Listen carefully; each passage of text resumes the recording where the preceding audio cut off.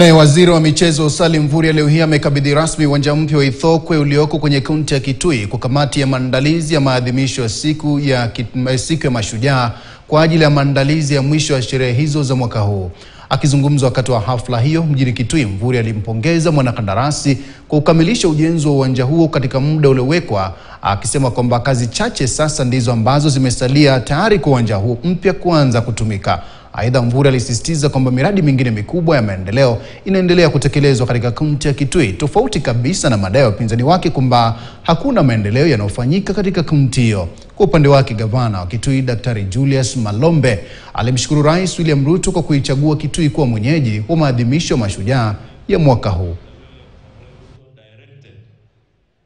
We make sure this facility is ready for Mashujaa. So we were here in April, it was greenfield. In June, groundbreaking was done, and today you can see what has happened here. Investment in sports infrastructure in our country will continue. We are doing this infrastructure across Kenya.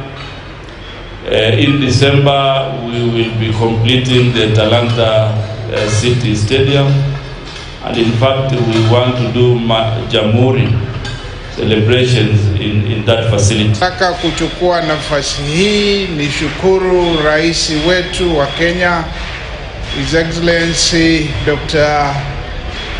William Samoei Arap Ruto kwa kuamua Mashujaa ya mwaka huu tarehe 20 mwezi wa 10 mwaka huu wa 2025 ifanyike hapa Kitui.